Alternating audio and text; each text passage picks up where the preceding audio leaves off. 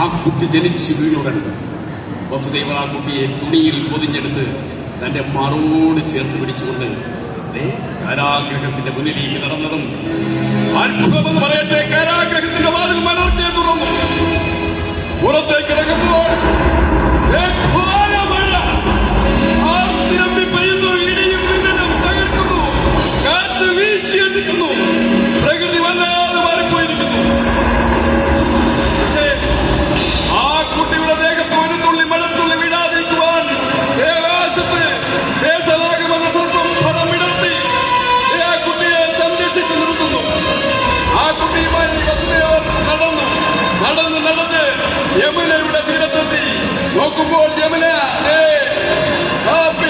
പാഞ്ഞൊഴുകുന്നു. അത്ഭുതമെന്ന് പറയട്ടെ, പെട്ടെന്ന് യമുനയുടെ ഓളങ്ങൾ നിശ്ചലമായി. ഓളങ്ങൾ രണ്ടു ഭാഗത്തേക്ക് മാറിക്കൊടുത്തു. വസുദേവൻ കുട്ടിയുമായി ആ നദിയിൽ ഇറങ്ങി നടന്ന് അക്കരയിൽ. അന്ന് രാത്രിയിൽ അമ്പാടിയിൽ പ്രസവിച്ച യശോദയുടെ അരികിലേക്കാണ് ആ കുട്ടിയുമായി നടന്നത്. അവിടെ എത്തുമ്പോൾ യശോദ അന്ന് ജനിച്ച പെൺകുഞ്ഞുമായി സുഖനിദ്രയിൽ തന്റെ കയ്യിലുള്ള ശ്രീകൃഷ്ണനെ യശോദാമ്മയുടെ അരികിൽ വച്ച് കിടത്തിയിട്ട് യശോദയുടെ അരികിലുള്ള ആ പെൺകുഞ്ഞിനെ ഇരുകൈയിൽ അടിയെടുത്തു തുണിയിൽ പൊതിഞ്ഞെടുത്ത് മാറോട് ചേർത്ത് പിടിച്ചുകൊണ്ട് നടന്ന് കാരാഗ്രഹത്തിലെത്തി തന്റെ ഭാര്യ ദേവകിയുടെ അരികിലേക്ക് ആ കുട്ടിയെ വച്ച് കിടത്താനും ആ കുട്ടിയെ ഉച്ചത്തിൽ നിലവിളിക്കാൻ തുടങ്ങി. ശബ്ദം കേട്ട് കൊട്ടാരവാസികളെല്ലാം ഉറക്കത്തിൽ നിന്നും കംസൻ ചാടിപ്പിടിച്ചെഴുന്നേറ്റു. ഊരിപ്പിടിച്ച വാളുമായി കാരാഗ്രഹത്തിലെത്തി. നോക്കുമ്പോൾ ഒരു പെൺകുഞ്ഞ് ഉച്ചത്തിൽ നിലവിളിക്കുന്നു. പെൺകുഞ്ഞായിട്ട് കൂടി ആ കുട്ടിയെ ഇരു കാലിലും വലിച്ച് തൂക്കിയെടുത്തു കൊണ്ടുവന്നു.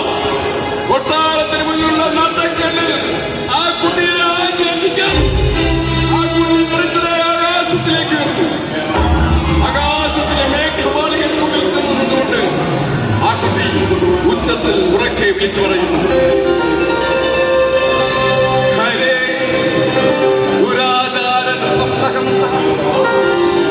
പരാക്രമം സ്ത്രീകളോടല്ല വേണ്ടു, തവാന്തകെ ഭൂമി തലേ ജനിച്ചു